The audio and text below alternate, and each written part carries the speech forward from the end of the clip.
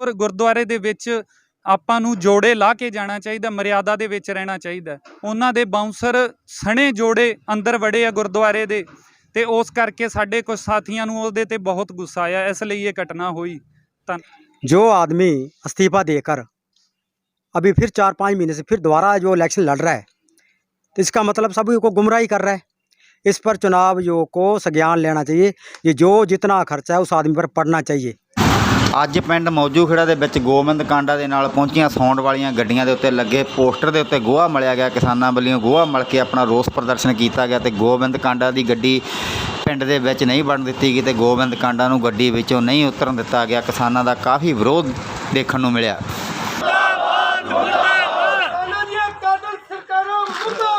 ਨਹਿਰ ਦੇ ਉੱਤੇ ਗੋਬਿੰਦ ਕਾਂਡਾ ਦੀ ਗੱਡੀ ਕਿਸਾਨਾਂ ਵੱਲੋਂ ਰੋਕੀ ਗਈ ਆ। ਕਾਫੀ ਸੰਖਿਆ ਦੇ ਵਿੱਚ ਜਿਹੜੇ ਕਿਸਾਨ ਉਹ ਪਹੁੰਚ ਗਏ ਆ ਪਿੰਡ ਮੌਜੂ ਖੇੜਾ ਦੇ ਵਿੱਚ।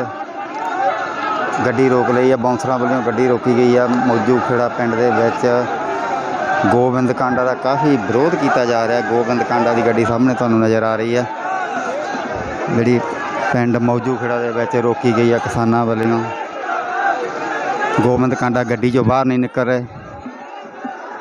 ਕਾਫੀ ਸੰਖਿਆ ਦੇ ਵਿੱਚ ਜਿਹੜੇ ਕਿਸਾਨ ਆ ਉਹ ਇੱਥੇ ਪਹੁੰਚ ਜਿੱਥੇ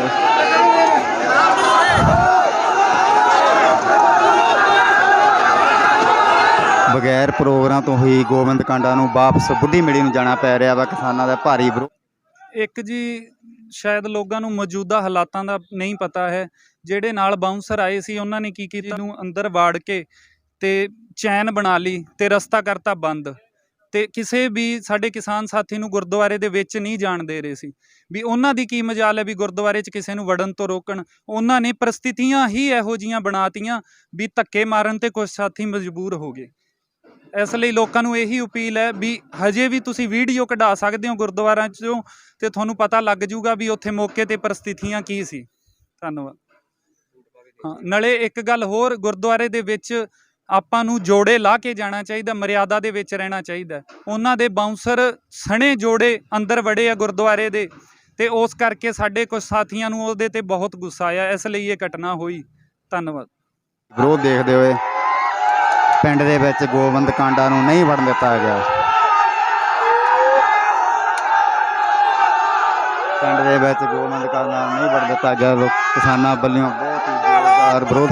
नहीं जी, कोई यहाँ पर नहीं है। मान लो सभी किसान आप देख सकते हो, चारों तरफ हम अपना कैमरा घुमा के चेक कर सकते हो। या मजदूर है, किसान है, सभी हमारा भाईचारा एक का है और कोई किसी पार्टी के नहीं। मान लो जो भी कह रहे हैं ये फजूल बातें बोल रहे हैं, वो जो सिर्फ किसान ही है, मजदूर है। ये आप चेक कर सकते हो, किसी से भी पूछ सकते हो, सबको पता है। ये तीनों काले कानून जो हमारे कृषि के लिए ये सरकार ने लाए हैं, बहुत गंदे कानून है, काले कानून है। ये हमारे मारू नीति है किसान के ऊपर। और ये बीजेपी और जेजेपी सरकार है, उसका तो हम फुल विरोध करेंगे, जितना हो सकता है मरते दम तक हम विरोध करेंगे और अपने गांव में नहीं घुसने देंगे इनको। हमारा सबका भाईचारा एक का है और हम इकट्ठे हैं। किसान मजदूर एकता जिंदाबाद, साडा भाईचारा एक जिंदाबाद जिंदाबाद। मुर्दाबाद। टप गया जी, बलात्कारी गयो, बलात्कारी टप गया। मौजू खेड़ा कोई एंट्री को नहीं, बलात्कारी के बिल्कुल बारों बार पिंड दे बारों बार वापस मुड़ना पिया गोबिंद कांडे नूं। मौजू खेड़ा में तल्ला गया, तल्ला किसानां दा भारी इकट्ठ देखदे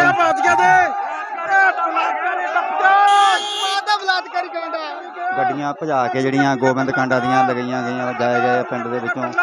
ਪ੍ਰੋਗਰਾਮ ਬਗੈਰ ਕੀਤੇ ਹੀ ਪਿੰਡ ਦੇ ਵਿੱਚੋਂ ਵਾਪਸ ਮੁੜਨਾ ਪਿਆ ਗੋਬਿੰਦ ਕਾਂਡਾ ਨੂੰ, ਜਿੱਥੇ ਕਿਸਾਨਾਂ ਦਾ ਭਾਰੀ ਜਿਹੜਾ ਇਕੱਠ ਆ ਉਹ ਮੌਕੇ ਤੇ ਇਕੱਠ ਆ ਕਿਸਾਨਾਂ ਦਾ ਭਾਰੀ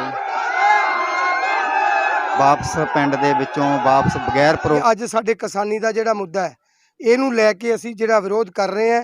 ਅਸੀਂ ਕੋਈ ਵੀ ਕਿਸਾਨ ਅੱਜ ਰਾਜਨੀਤੀ ਨਹੀਂ ਕਰ ਰਿਹਾ, ਕਿਉਂਕਿ ਬੀਜੇਪੀ ਜੇਜੇਪੀ ਨੂੰ ਛੱਡ ਕੇ ਸੰਯੁਕਤ ਕਿਸਾਨ ਮੋਰਚੇ ਦੀ ਇਹ ਕੌਲ ਹੈ ਵੀ ਕਿਸੇ ਵੀ ਪਾਰਟੀ ਦਾ ਵੋਟ ਪਾਓ, ਆਪਣਾ ਜਿਹੜਾ ਪਾਰਟੀ ਦੇ ਨਾਲ ਜੁੜਿਆ ਹੈ ਉਸ ਪਾਰਟੀ ਦੇ ਨਾਲ ਜੁੜੋ ਔਰ ਉਹਦਾ ਸਮਰਥਨ ਕਰੋ, ਉਹਦੀ ਵੋਟ ਪਾਓ।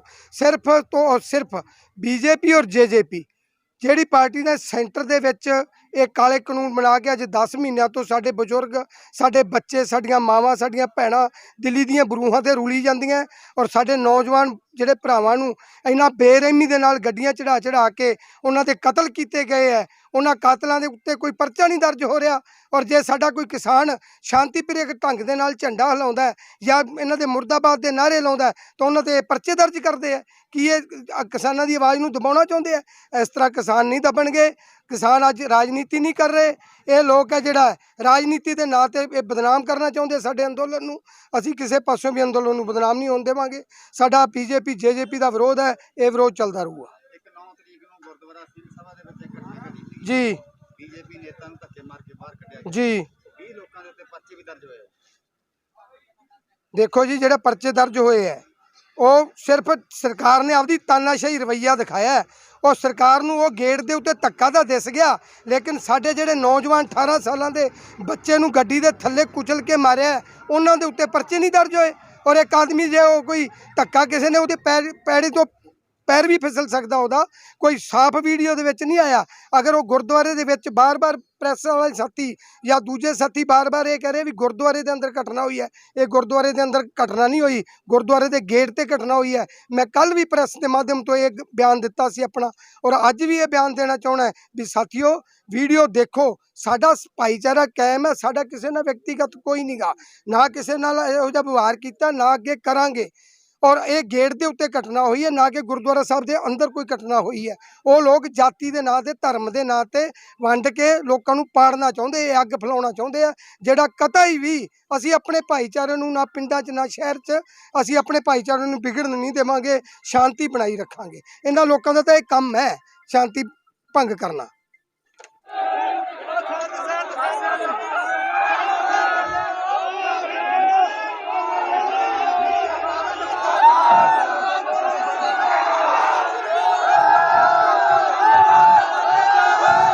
इसका मतलब ये है जी, ये बीजेपी वालों ने हमारे जो यूपी में किसान भाई अपने गाड़ियों के नीचे कुचल दिए हैं।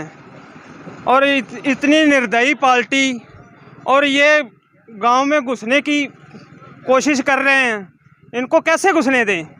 ये हमारे भाइयों को इन्होंने जानवरों से भी ज़्यादा इन्होंने बुरा व्यवहार करके उनको कुचल दिया है। और इनको शर्म आनी चाहिए ऐसा काम करके, और फिर इधर वोट लेने के लिए इधर गांव में आते हैं। सो हमारा इन सभी जो ये बीजेपी और दूसरी जेजेपी वाली पार्टी जो किसान विरोधी पार्टियां हैं, उनका सख्त विरोध है जी पूरे गांव से। आज आपके गांव में ही भाजपा उम्मीदवार का प्रोग्राम है जी, उसको आप कैसे देख रहे हैं? नहीं होने देंगे, बिल्कुल नहीं होने देंगे। इनका बिल्कुल बैन है जी। हमने तो पहले ही आज से इनका विरोध 2 महीने पहले ही बोर्ड लगाए हुए हैं जी, गांव में इनकी एंट्री बंद है जी। लेकिन फिर भी अगर ये इनका मंशा यही है कि कहीं कैसे ना कैसे दंगा फसाद हो, लेकिन हमारा शांतिपूर्ण जो ये है सारा आंदोलन है। और इनको यही बार बार रिक्वेस्ट करते हैं कि अपना इधर से आने से मनाही है गांव में, और अपने घर में ही रहें तो बेहतर रहेगा। नहीं तो जो भी कोई अनहोनी घटना हुई उसके जिम्मेवार ये खुद सरकार ही होगी।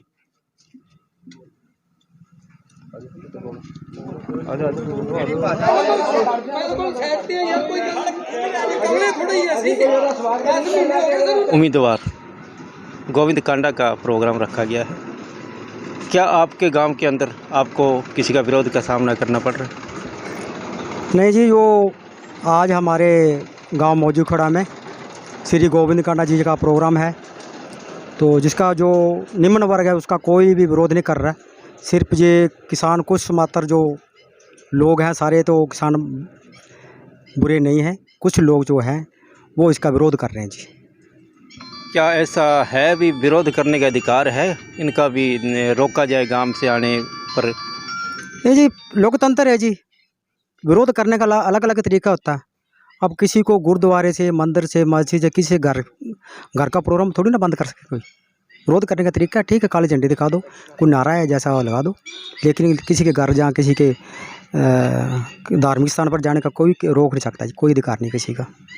क्या आपको किसान संगठनों की ओर से कोई किस तरह के उनका प्रतिनिधि आया या कोई मोबाइल आया भी आपने गांव के अंदर प्रोग्राम नहीं करवाना? क्योंकि संयुक्त मोर्चा ने ऐलान कर रखा है कि गांव और शहर के अंदर इसके जो भी बीजेपी का उम्मीदवार है उसको घुसने नहीं देंगे। वो शिवाजी ऐसा है, जो कांडा साहब का जो प्रोग्राम था वो मेरे बड़े भाई रणधीर सिंह खोसा के घर था। उनके परिवार में कोई पंजाब में डेथ हो गई है, वो उसी कारण वो वहाँ चले गए और ये प्रोग्राम मेरे घर में रख दिया, तुम मलकीत इसको हैंडल कर ले, और मैंने रखवा दिया जी।